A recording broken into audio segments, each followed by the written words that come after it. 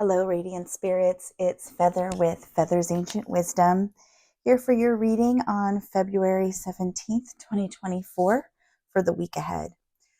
First of all, we're using the Dreamkeepers Tarot by Liz Huston. And I just wanted to share this little tip. Sometimes, tarot decks come in this really nice box, sometimes a little hard to pull out. And so just maybe a little bit cumbersome to keep using the box. So I just use these hair ties and they work perfect. Alrighty. So this is a really beautiful deck. I've had the pleasure of meeting the artist some years back. She had a store in Los Angeles. And yeah, just great, beautiful artwork. Very Victorian, which is one of my preferences. That's why I use the Steampunk Tarot deck a lot. But this one too also resonates.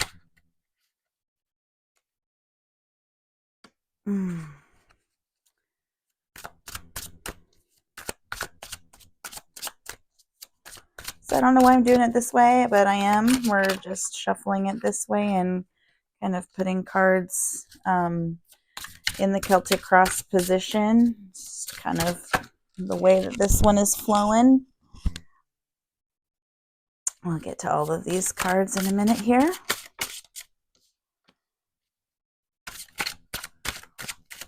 Yeah, it's just another, no way is the right way and no way is the wrong way when it comes to tarot decks and oracle readings. Like, you guys just got to go with the flow. What fits for you? Do you like doing it this way where there's flyer cards that make it pretty much, that's what this is going to be about? Or do you like doing it the mechanical way? And go with it there. Alrighty, let's bust into this reading. All right, so again, sometimes multiple cards come out and they don't necessarily apply, but these ones having both to do with the person and them not being actual sequential, I'm going to take them both into account. So this is us for the week in our present situation is Ace of Cups and Three of Pentacles. Now, Ace of Cups is, of course, having all of that wonderful goodness and that emotional state. We're in a happy state. We are feeling like our cups are being full, and we're happy and joyful and doing great this week. And then Three of Pentacles. This one is very interesting. I love how this artist has depicted the actual heads and the ladies are in the reflection of the water, right?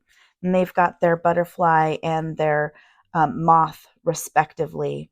So this is all about transformation and what it is that we have within ourselves. So I'm getting Three of Pentacles energy in this sense. Has to do with our viewpoint of ourselves in the physical form. Okay, so what the idea is that we have about ourselves in our mental space, in our spiritual space, in our soul space, can often be different than what we reflect upon the world and what the world sees us and how we present ourselves in the 3D. Now, the hope is that we can always align those two viewpoints, that we can truly be authentic in our projection of ourself for others to see and to view our true selves. But there's a vulnerability to that. That's letting somebody see the real you. So there may be a little bit of hiding. I love that this card was actually underneath the Ace of Cups. So we've kind of maybe been hiding a little bit of ourselves away, and we're instead presenting that we're completely happy, and there may be some shadow things that we're hiding from others, behind the facade, and the mask that is us. Okay. Now our cross is Three of Swords. Interesting that this is coming off right after Valentine's Day. Three of Swords is typically, with the heart stabbed with three swords. A lot of people associate it with heartbreak, but really what it is an opportunity for healing. So there's something that has been brought to the surface this week, or maybe part of last week, that we're bringing it into this next week with us. And that's a little bit of um, healing from past wounds and past hurts. And with it having been back off of Valentine's Day, people may be reflecting on past relationships or current relationships and different wounding that we may have experienced. So this is kind of the obstacle that we need to get over as we move into our week, is like, okay, that's in the past and we need to heal ourselves from it. And we need to get honest with ourselves and how we really do feel. So let's dive in more and see what higher consciousness has to say. Two of Cups. So if you do not have a partner right now, one is coming. Okay. So, and maybe this week. This is straight from higher conscious, higher source. And it's always a reminder too that not only do you deserve a partner and you are worthy of a partner, but that when you give yourself love and you care about yourself, then you can go ahead and love someone else, right? How the heck are you going to love someone else if you don't love yourself first, right? So, I'm getting a lot of self-care coming with this card when it's usually not the case, but that's what I'm feeling about this. And it's really like loving you for who you are. She's bearing all. And it's like, back to this card too, like who you are deep down inside, is somebody worthy and deserving of love. And because of that, love is on offer for you. And if you are already in an established bond with somebody, this is just to say, look, take a look at the person that you're with. Do you really feel this synergy with them? Do you feel that they're that partner for you? And if so, they've been divinely placed for you. And your union is blessed by the divine, because this is coming in from higher consciousness. So what a wonderful week. Subconscious, Queen of Wands. This is all about reflecting what is it that you really want, and going after it. So she's looking back to the past. She's removed her mask. Interesting, because we've kind of discussed that with that card here. She's removed it. It's floating away from her. And she's got her bow in her hand, and she is ready, and able and willing to go after it is what she wants. And if it's a partner, then she's Cupid, and she's going to go ahead and strike her arrow into the one that she has been looking for. And that's just a metaphoric sense. Obviously, we don't want to harm anybody. And we don't want to infringe on anybody's free will. And it's, of course, always better to have somebody want to be in union with you, without you having to do anything specific to try and get them to be your partner, right? So while Queen of Wands knows what she wants, goes after what she wants, and gets what she wants, just because deep down inside we have this bulldozer aspect of ourselves that we want to go after it, you do have to keep in mind there's another person and they have free will. Okay. So just be mindful of that. Sometimes that can be difficult to do, and to let go of that need for control and for going after somebody in particular. But whether this is about union or not, it's all about really getting deep with yourself on what it is that you truly want, being willing to remove that mask and be vulnerable and step into a position where you're going to be able to go after what it is that you want. And that's happening this week. Spirit wants you to remember in the past when you were the emperor, you were head of the household, you were queen bee, you were on top of the world and climbed the ladder, whatever it is that you were the emperor of. You had dominion over something, whether it's an estate, pardon me, or it's a job, it's the family. What was it for you? That's in the past. And why do you no longer feel that you're the emperor? Okay.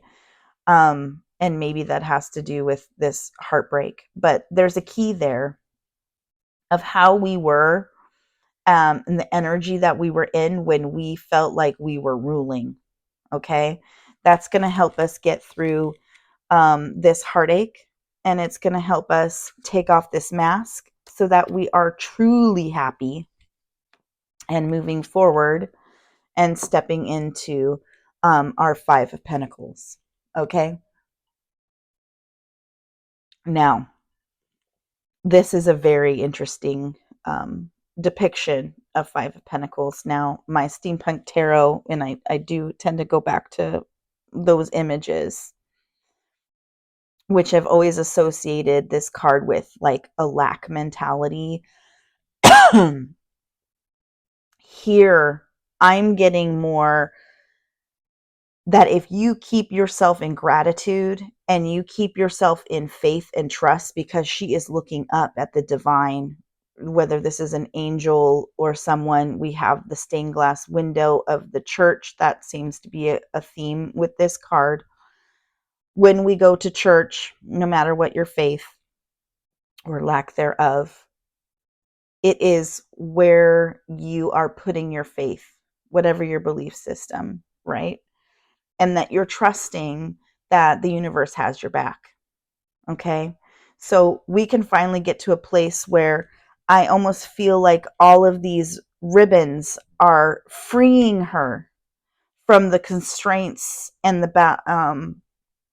confines that she's had before, that she's placed on herself, and that there's no more being constrained because she has full faith and full trust that the universe has her back. And that's getting past this heartbreak to where you can finally see, yes, whatever happened here happened for a reason.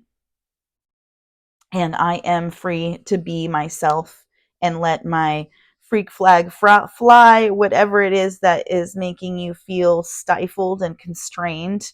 It's letting that go, and it's healing, knowing that you're worthy and that you're deserving, and you can go after whatever it is that you want. Have faith and trust in the universe, and the universe will provide. Okay. That's huge this week. That's really huge. Friend and ally is Ten of Swords. Now, Ten of Swords is like the last number, right? In the 1, 2, 3, 4, 5, 6, 7, 8, 9, 10. It's the end of the sword story, right? So, of course, everybody assumes that that's the end. We do go on to knights and queens and kings and aces, but there's never the end. Every ending that we perceive is an opening, is a new beginning. Okay.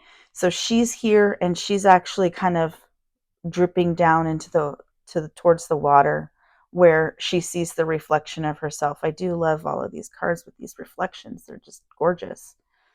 And it's like she's almost touching, and it's reminding me of the famous portrait, the Sistine Chapel of God reaching out towards Adam, and they're almost touching. It's like the same way. If she just moved her arm down at that 90-degree angle, she would be touching the water. She would be touching the reflection of herself, what she sees deep within.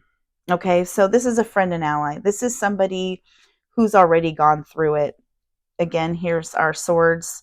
We've moved on here. So this is somebody who has probably already gone through um, emotional torment, has a relatable experience that to yours that you're friends with, or somebody, a stranger, may come in and share their story with you, and it really resonates. Okay, so what to take note of is how they got over the feeling of it being the end and beginning again and finding that newness. Okay, because that's going to help you get here to that trust that the universe has got your back because it had theirs. What to look out for is Page of Cups. Ooh, look at this. This is like, this is totally for me. I'm seeing like wallowing in your emotions so much so that you're focusing on this negative. You've got this skull coming here. They're like, do I look forward? Do I look back? Do I look forward? Do I look back? But those emotions keep calling. And nostalgia. I'm getting falling into the pitfall of nostalgia. And when we do that, um, we can't get over those hurdles, right? If we just wallow in our pity and our hurt, you're not going to get over this Three of Swords. So it's just be careful of the nostalgia that may come up, the memories that are going to show up on your various accounts, you know, your phone, um, social media and stuff, reminders of what once was, and especially, you know, that was the heartbreak. Don't wallow in it. It's time to just acknowledge, yes, that was the past. And now I'm going to take all of those lessons that I learned, all of that wisdom that I gained from that experience, and I'm going to take that to propel me forward. Okay? That's the urge of this card here. Now our hopes and fears are Page of Swords. Again, we've got a little bit of a sword story going on. And swords are always about our mental space, okay? And here she's isolated herself on this piece of land amongst the water, amongst the emotions that she's been feeling and she's been wading in all of these other cards, right? But she's ready. She's got her sword and she's ready for anything that comes her way. And I almost see her like she's shushing us. Listen, take a moment and listen. So the hopes is that we get to a healed mental space, that we cutting out all of that clutter that's in our mind, that's mucking up everything. And once we clear our mental space of these past hurts, then we can listen to the universe and its signs and where it is that we're meant to go.